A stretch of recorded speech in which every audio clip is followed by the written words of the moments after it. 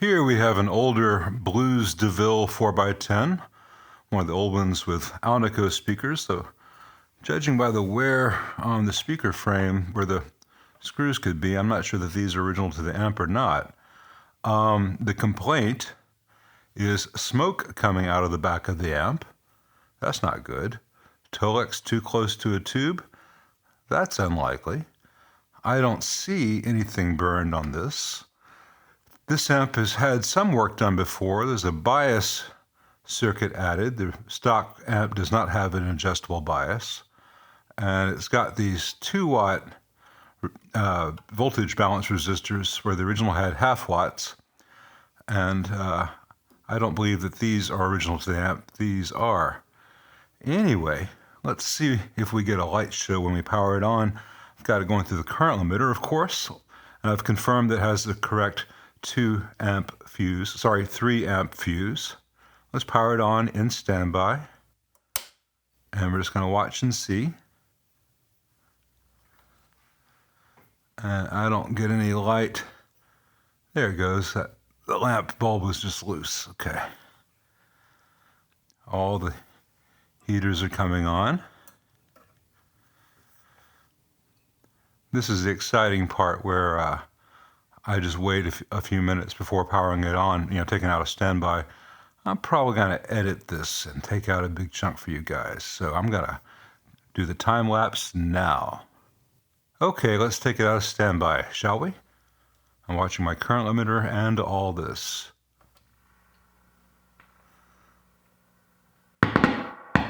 That's just the noise on the reverb pot.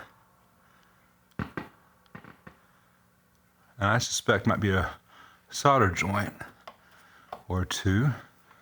Not getting any signal kind of noise.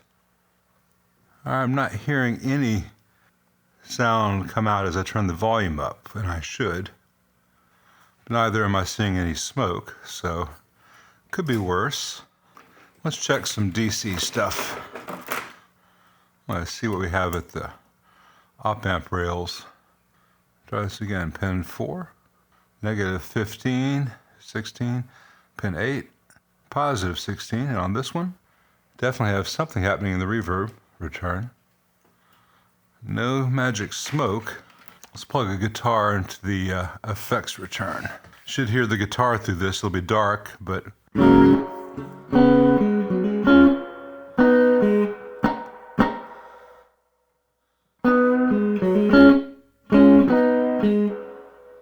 so it has signal, at least going into the input of the phase inverter through the op-amp stuff. If I go into the guitar input,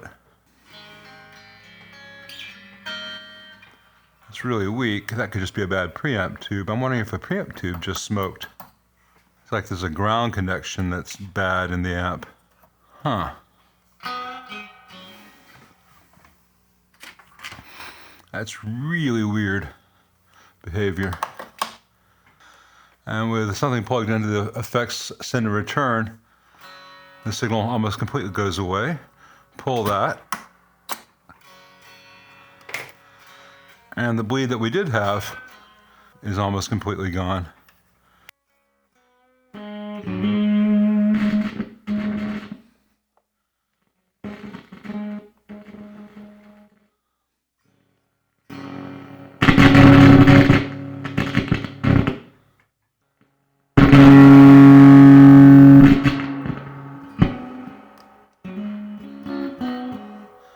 Alright, I've heard enough to make an initial diagnosis. The phase inverter tube is likely to be bad. More crucially, parts of the circuit have broken solder joints, and that's what is causing a lot of this stuff, including some ground connections that aren't being made. So time to pull this board down and take a peek. So let me get it set up for that.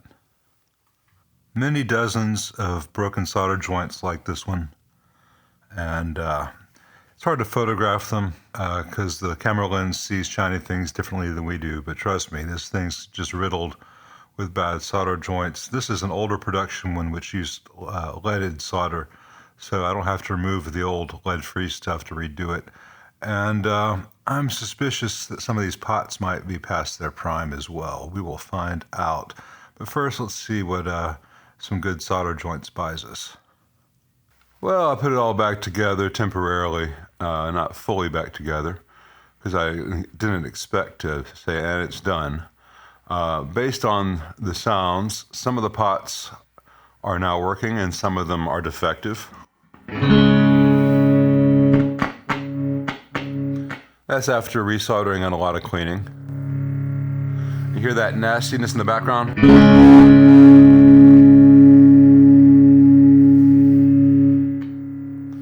Maybe you can hear it there.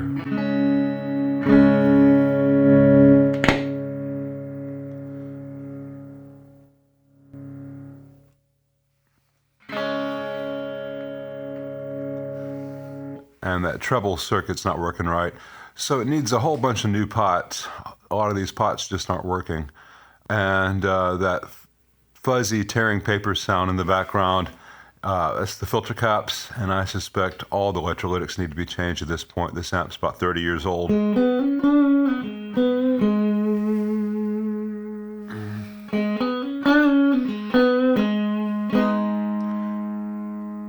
It just sounds anemic, and there's like a fuzz sound behind everything that you play. Now, the complaint was that smoke was coming out of the back.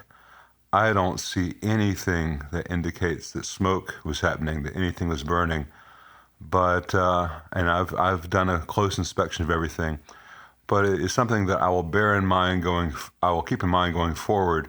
But I know that some new filter caps, all new electrolytics, and new pots will give this thing a second shot. These earlier blues DeVilles with Alnico speakers, you know, are they great amps? No, but the Alnicos sound great. The form factor is really convenient for a lot of people. And it's not prone to the heat issues that other hot rod and blues models are due to the way the dropping circuit works in the low voltage supply. So if there is a good one, this would be it. And I'm going to replace the input jacks with some switchcrafts as well. All this pending the owner's approval. But there's no reason this amp can't go another 20, 30 years with those changes. But everything you're hearing now is just old age. Pots wear out, they're mechanical devices. Filter caps are designed to last 15, 20 years on a good day. And this amp's had some good days, and it will again.